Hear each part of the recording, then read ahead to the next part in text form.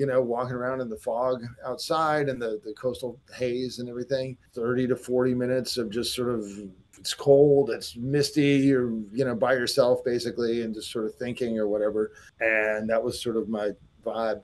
This record was my vibe during those walks, and then filter it through all of the aforementioned stuff, and there you go.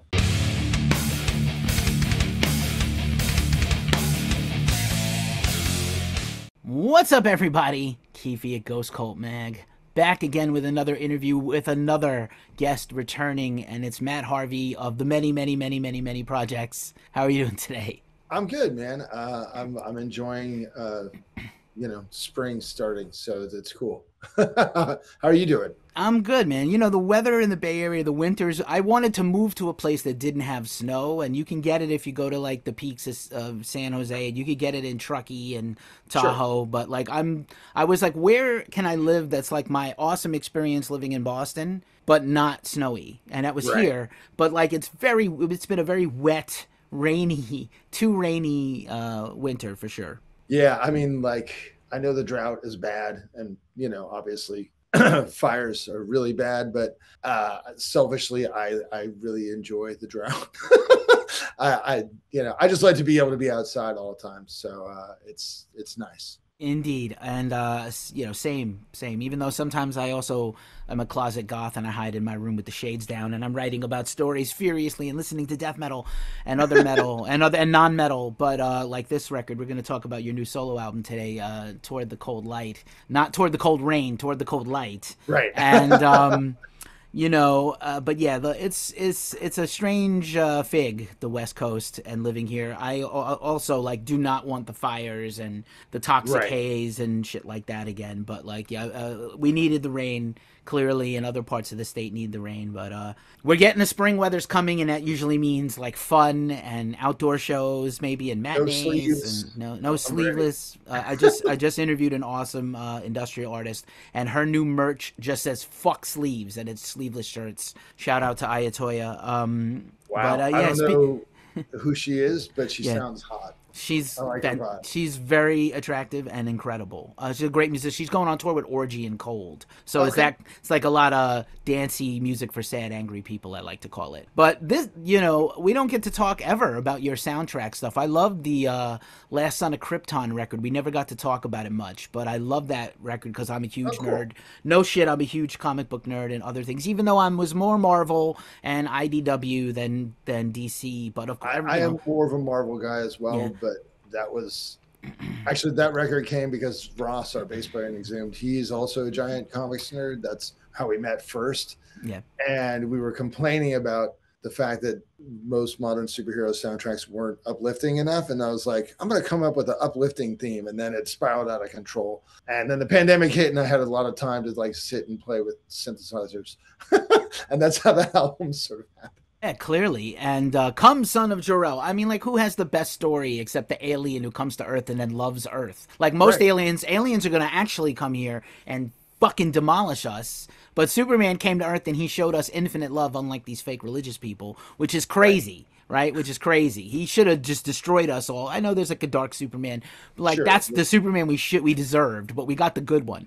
So I love that record. Not to go on a huge Superman tangent, but I always think Superman is like an atheist's idea of God, because Superman will be there just trying to like have a dinner with his wife, and he'll be like, holy shit, a plane's about to crash in Argentina, I gotta go. Then he goes, saves the plane, comes back, and she's already doing the dishes. He's like, damn, I missed pot roast night. Ah, shucks.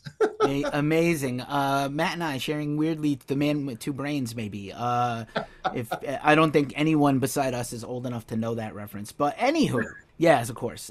Most people, they don't understand the genius of Steve Martin, his early classics. But this new record, Toward the Cold Light, right, is, first of all, it's beautiful. Like, you don't expect the guy who makes incredible death metal riffs and death growls to make this very healing, cool, calm, soundtracky music. It's like soundtrack to a movie I'm waiting to see. So who are your non-guitar, non-metal influences that helped you make this music or inspired you to make some of this? I mean, it's so wide ranging. I mean, it's like everything from movie soundtracks. I love Jerry Goldsmith and Bernard Herrmann. Of course, everybody loves John Williams for a reason. But I love, Brian Eno, and then ambient stuff like Hammock or Julia Kent or Carolina Ike, this theremin player from Germany. She's amazing. So it's really it's just all over the map. I mean, it was just more when I did the aforementioned Superman record, composing on this macro level, and I didn't really know what I was doing. So it was just a lot of exploration, and certainly there's things on there that if I were to do them now, I could probably get them closer to sounding like an actual orchestra or whatever. And so I knew I wanted to apply that skill set, but I just ended up I have 2 dogs, and when I'm not on tour, I walk them every morning. My wife does it while I'm gone, so I have to do it 100% of the time when I'm home.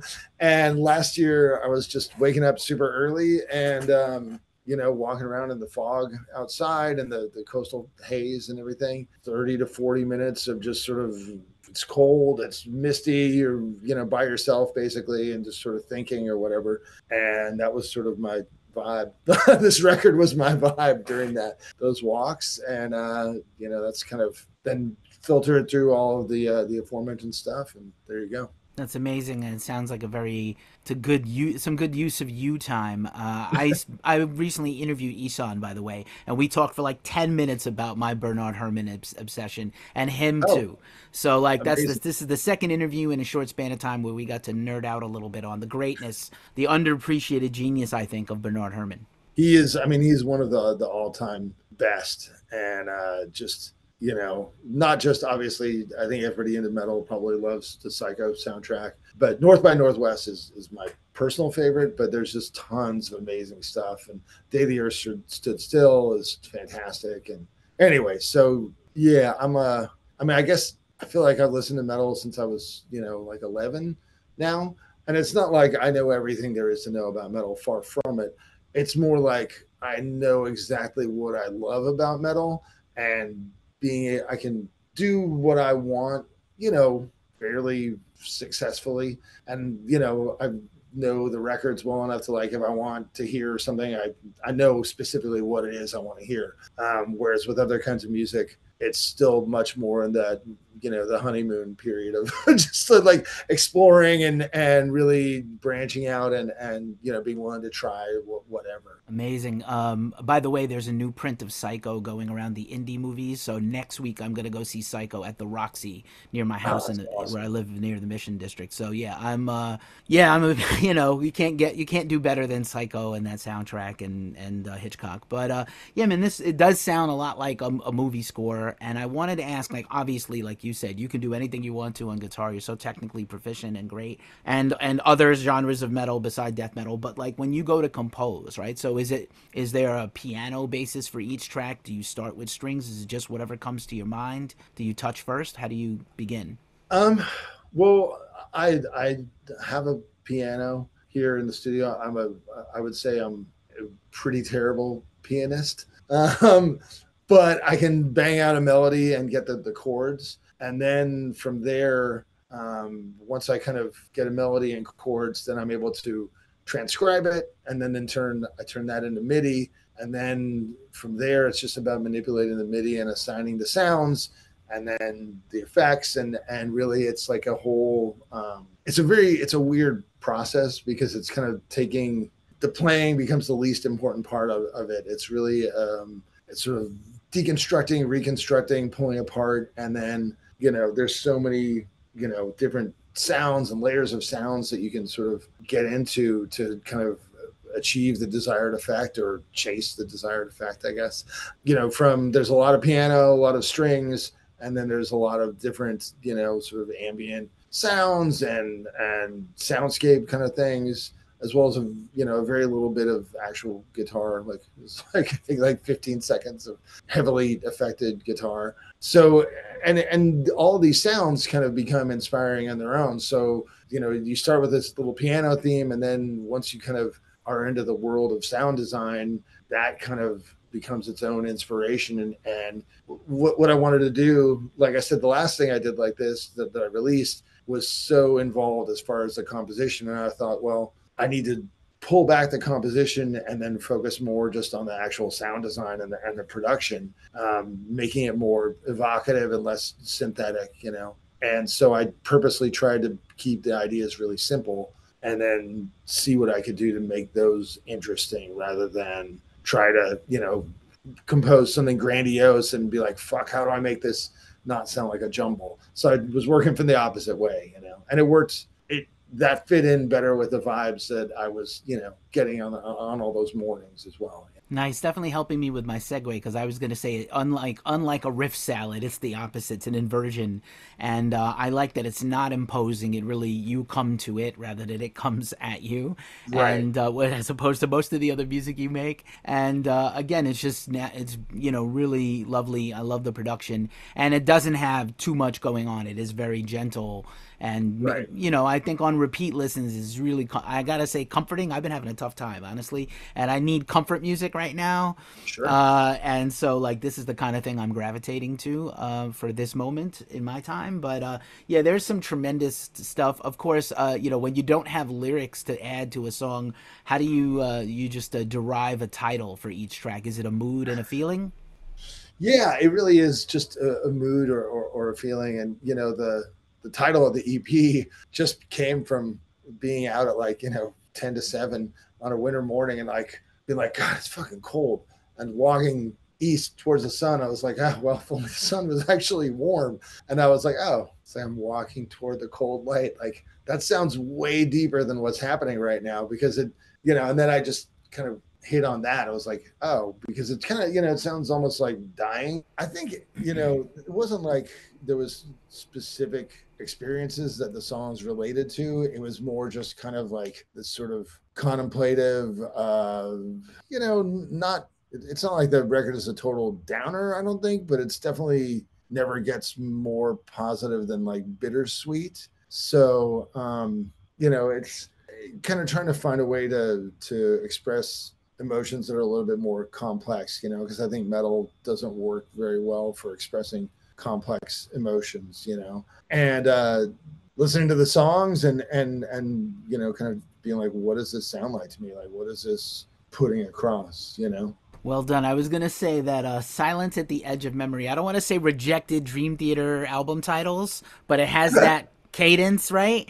Okay. It is, yeah, it's very deep feeling, but it's like, this should be a Dream Theater album title. I think what I was thinking about that, it's like there's like a, whether it's the somebody moving away or dying or the end of a relationship, but there's sort of that sadness of like missing someone, and then you get to the point where you don't miss them anymore, and then that's also sad. And that was kind of like you're trying to like think back on that memory that used to be really powerful or like emotionally wrenching, and you like can't quite put your finger on it, and you're like, and so you're almost like mourning the loss of that, and that I don't know, that's what I was trying to get across in the title. I don't know, but I'm not a big Dream Theater fan, but now that you say that, it actually does kind of sound like a Dream Theater title. Yeah, fair enough. I mean, yeah, you have to be a certain kind of pretentious person to like Dream Theater. I like Dream Theater, but like, yeah, it's always good for music when bands reunite with guys like Portnoy,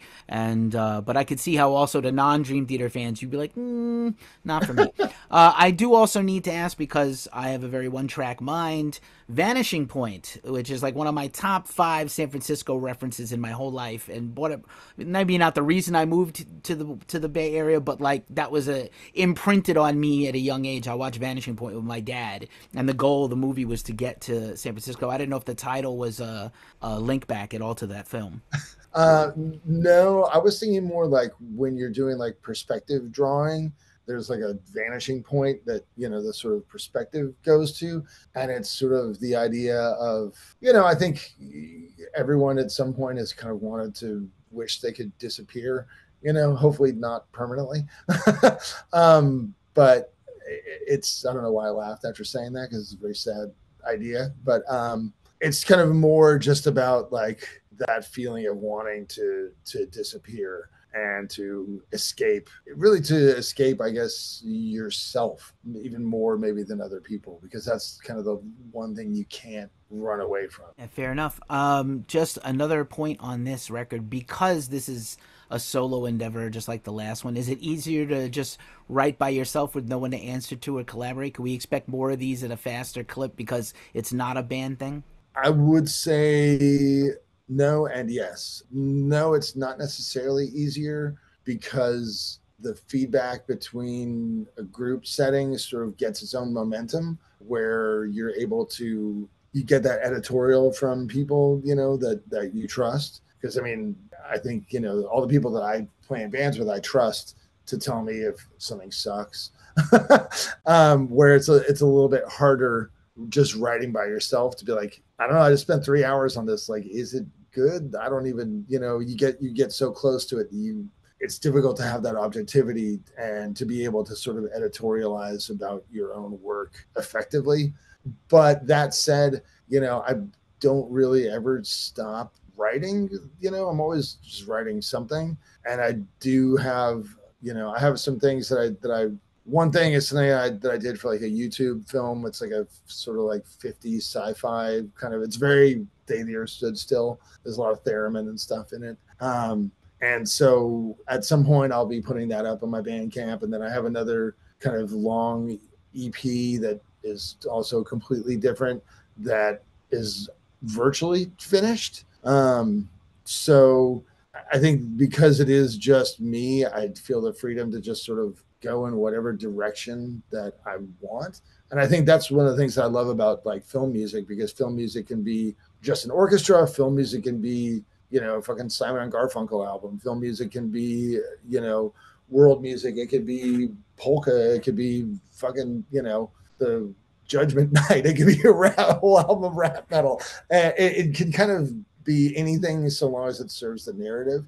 And I think that's, plus, I mean, obviously I just like movies and shit, and I like that storytelling aspect, but I think that's why I've been more attracted to that in the last few years, because it kind of doesn't, outside of serving the narrative, there's no kind of stylistic limit to it. And I find that really freeing and interesting, because the way that I play metal, at least, is very stylistic. It's by design, it's stylistically limited. Right on. By the way, love the album cover. It's kind of fun because the inlay that has your name on it in the center could be like a black metal album cover with the tree branches, but then the rest of the cover looks like like a very used world music or Devin Townsend spacey solo thing, like Ocean Machine, things like that. So or City. But yeah, I love the singularity. But there's also that inlay with your name on it, which is fun. Yeah, I worked with Jacob Spice, or Spice, who's the graphic design lead at Relapse. So I've worked with him many, many times, and I loved what he did for the first record. And I was like, well, you guys aren't doing this one, but please come up with something. And I sent him the tracks, and he's like, dude, I took this trip to Vancouver and I have all these photos. And it was just literally like, I think the third thing he showed me, I was like, oh, this is great. Because it is, I mean, I don't know if it's like new age. I don't know what it is. I don't really, for this, I don't necessarily think of a category for it, but it's sort of ambient, post-rock, new age. I don't know. I played it for a buddy of mine whose wife is a massage therapist. He's like, oh yeah, my wife could like massage somebody to this. I'm like, well, this is kind of a sad massage, but yeah. It doesn't have it's not a happy ending. Not a happy massage. It's a sad massage. Perfect. No notes. No notes. There's your quote for the interview, producer. Right. Good stuff. So much fun. Just real quick, announced a new tour with Exhumed. You always have stuff going on with Left to Die. What else is going on with you musically this year that you can share beside those tours? Well, the main things that I'm turning my focus on right now is getting this Exhumed tour ready. Last year was the 25th anniversary of our first album, so we're still very much in that 25th anniversary year. So we're just doing, and that got reissued last October to celebrate it. And then now the second and third record are getting reissued imminently. And the Hemdale split that we did from 95 is getting reissued as well. So we're just going to be doing stuff from the first three albums in the Hemdale split, because it's something that people have been bugging us about for years. So I guess we're going to see if it was just a vocal minority, or if people really, that's what they want. But it's really fun, and we've been digging up a bunch of deep cuts, and kind of going back and forth about the set list. And then in the meantime, I was just in Florida this past weekend, wrapping up the writing for the new Gruesome album, which has been many years in the making because of schedule conflicts and various other bullshit. And we kind of had a come to Jesus moment at the beginning of the year. We're like, well, we need to fucking finish this record or just like stop, because this is dumb. It's been 5 years and we've had some stuff just sitting there. So we, got off our asses and, just finished all the writing.